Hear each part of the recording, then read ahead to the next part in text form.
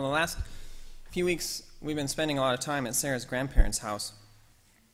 And wherever I go there, I don't have the opportunity to catch a flick, but I do end up binging on television. There are TVs in every room but the bathrooms, hundreds of channels, and almost as much furniture as we have in our sanctuary here. So watching TV it's what you do. It never fails. Whenever I'm there, I catch part of the movie Armageddon. Cable channels are like oldies stations. They play about 12 movies and just cycle them through. And I'm there whenever Armageddon is back up on the docket. It always hooks me.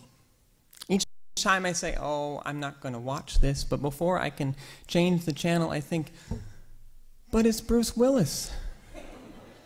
And there's an asteroid hurtling towards the Earth. And he's trying to save it with a nuclear bomb. And he has this crew of misfits, and they have to drill to 700 feet. How can I change the channel?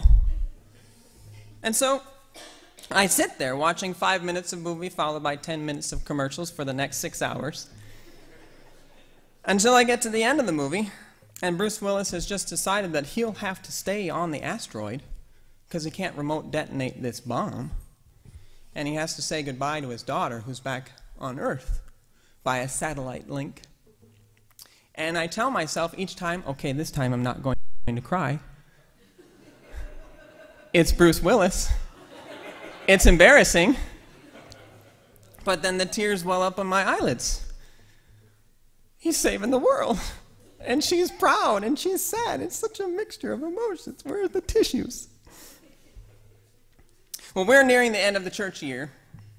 The new year begins November 29th with the first Sunday in Advent.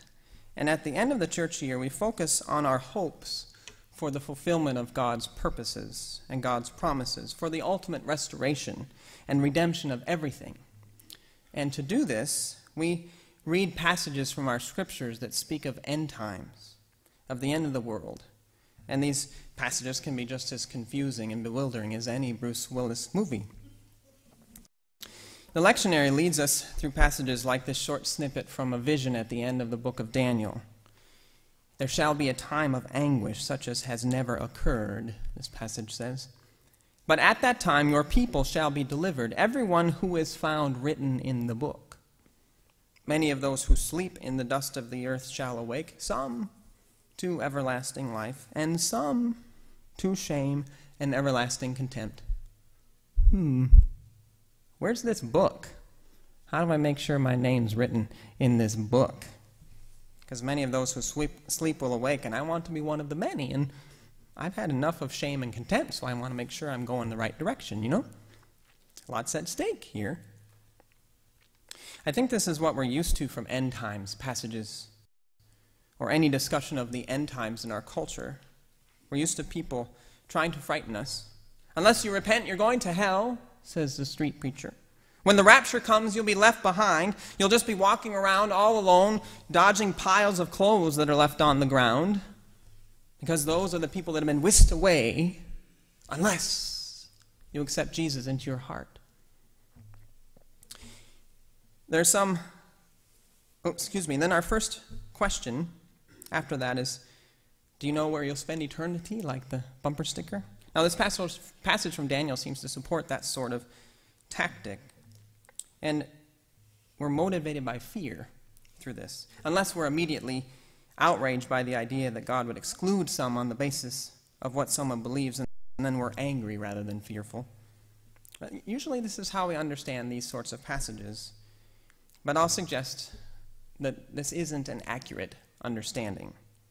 Though the biblical writers are not above using fear as a motivator, their primary aim with end times passages is instilling hope. They really want to instill hope. And we may be able to see this by walking through the gospel passage and thinking about its context. In our gospel passage for today, the disciples are on their first trip to the big city, apparently. They say, well, golly, Jesus, look at all these big buildings. And what big stones they have. I've never seen anything like it in my life. And Jesus replies, do you see these great buildings? Not one stone will be left here upon another, all will be thrown down. And then they sit together on the Mount of Olives looking at the temple across the way, and the disciples ask, well, tell us, Jesus, so when will all this be? And what will be the sign that all these things are about to be accomplished? And Jesus says, when you hear of wars and rumor of wars, do not be afraid, this must all take place. But the end is still to come. For nation will rise against nation, and kingdom against kingdom. There will be earthquakes in various places, there will be famines. This is but the beginning of the birth pangs. Scholars date the Gospel of Mark to the year 70 of the Common Era, or AD, because of this passage. In the year 70 of the Common Era, Rome crushed the first Jewish revolt and destroyed the temple. So speaking purely historically here, there had been a series of messiahs during this time preaching God's deliverance from Rome, and then they were killed by Rome, and Jesus was among them. And these messiahs all had different programs. Now, it sure looks, historically speaking, like Jesus' perspective was one of radical, nonviolent resistance. But there were others who advocated armed revolt. By the year 70, roughly 40 years after the death of Jesus, the Zealots, who advocated armed revolt, led an armed revolt against Rome. And they took Jerusalem back. They took their city back. And they held it for a long time against the mighty empire.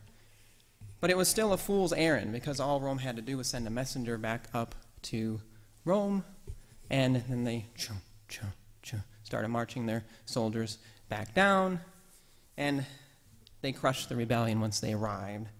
They poured over the walls, showed no mercy, wiped out the city, and made a special point to destroy the temple, the center of the Israelites' identity. It'd be like destroying the White House or the Capitol building or the Statue of Liberty. And on top of that, the temple is where all these rebellious stories were told. Like that one where God frees the people of Israel from Egypt, that mighty empire. This story was such a nuisance to Rome as they were trying to keep control, you know? Now, I've said before that the Gospels are always doing two things at the same time.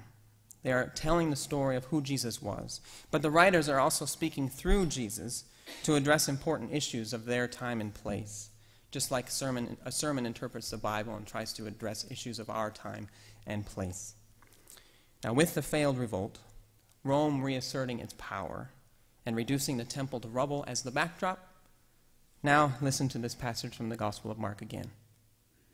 As Jesus came out of the temple, one of his disciples said to him, "Look, teacher, what large stones and what large buildings." Then Jesus asked him, "Do you see these great buildings? Not one stone will be left here upon another. All will be thrown down."